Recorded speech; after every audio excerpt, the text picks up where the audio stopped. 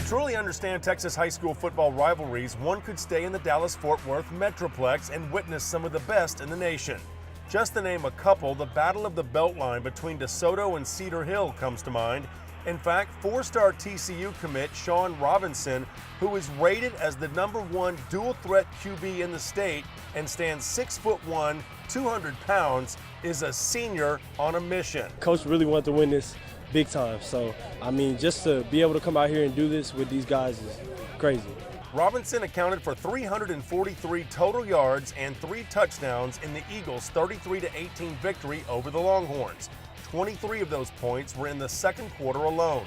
Cedar Hill quarterback Avery Davis, who stands 6 foot, 190 pounds, is also a senior who is a 4-star Notre Dame commit and had 314 total yards of offense and 2 TDs against the Eagles.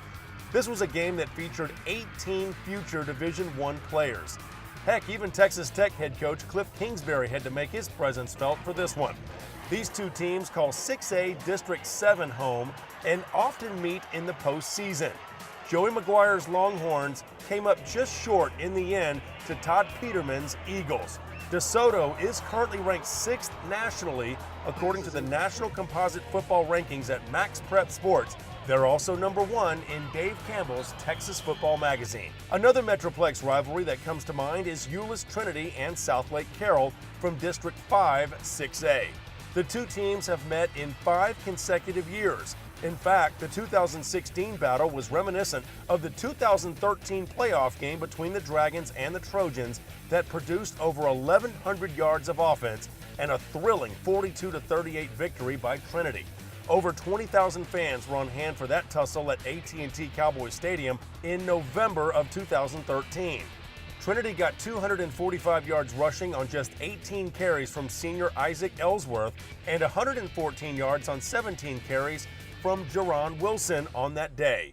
It was the first time the Trojans had slayed the Dragons in 3 tries. Southlake Carroll avenged that loss a year later in a defensive struggle 10-6, with the Trojans winning last year's epic battle against the Dragons 37-35.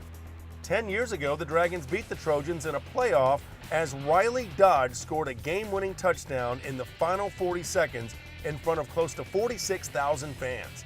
Dragons head coach Hal Wasson replaced Riley's father, Todd Dodge, as the leader of the Dragons in 2007, and Carroll has not skipped a beat since. The thing that I'm most appreciative are the players. They don't want to be the team that breaks the tradition, so to speak. They know that they can't trump any team that's ever been here before because, as you alluded to, there's 8 state champions, there's marquee players, there's guys that have gone above and beyond, and we just challenge ourselves each and every year to be the best version of ourselves we can be. I've never seen kids work as hard as our kids work. Fast forward to 2016, retired as Trinity head coach Steve Lineweaver, but the Trojans were 4-0 and 1-0 in District 5 6A under his former offensive coordinator turned head coach Chris Jensen. Carroll's only loss came to Tulsa Union 21-10 up in Oklahoma in Week 1.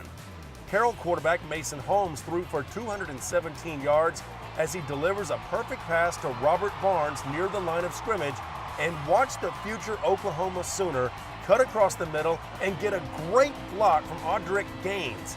Boomer Sooner! That frees Barnes, who races 65 yards for a touchdown with just over 4 minutes remaining in the first quarter. The extra point tied the game up at 7. After Carroll's Jackson Carter recovered a fumble, the Dragons would score again as Holmes connected with Jack Johansson on a 17-yard scoring play, and it was 14-7 Carroll early in the second quarter. Trinity would tie it up as Greg Garner scored on a 10-yard TD run with just over 10 minutes to play in the half.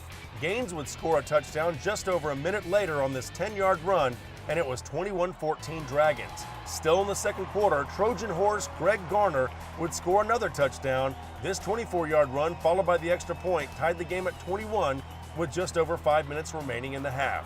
Holmes had the answer for Carroll as he connects with Jackson Davis for a 9-yard score, and it was 28-21 Dragons with just over 2 minutes remaining in the half. Trinity tied it up at 28 just before the break. Dragons running back Audric Gaines rushed for 127 of his 170 yards in the second half as he scored on a 2-yard touchdown run to cap off a 12-play, 93-yard drive with just under 3 minutes remaining in the third quarter. On Trinity's next possession, the Trojans' 30-yard field goal attempt was blocked and picked up by Carroll's 6'3", 220-pound Jacob Doddridge. Gaines scored his third touchdown from 6 yards out, capping off a 53-yard drive with 1:42 to play. The Dragons with over 500 yards of total offense. Carroll's John Mescal would pick off a pass late to seal the victory. 42-28, Carroll wins, shutting out the Trinity offense in the second half. Here's Dragon quarterback Mason Holmes. They did a lot of stuff doubling Barnes, which helped open up a lot of other players like Jackson and Bell and Keys, and so a lot of really good preparation this week to be ready for that. You know, we know this is one of the biggest games of district, if not the biggest, or this is our biggest rivalry, so we're going to take this momentum and move into the rest of district, and since we beat Trinity, we know that we can beat anybody if we play to our potential. Once again, Carroll tops Trinity 42-28. For your LoneStarGridiron.com report, I'm Jeff Power in Southlake. LoneStarGridiron.com. Access the complete history of Texas high school football, over 100 years of information, win-loss records, coaching histories, individual stats, records, and more. Lone Star Gridiron, the authority on Texas high school football.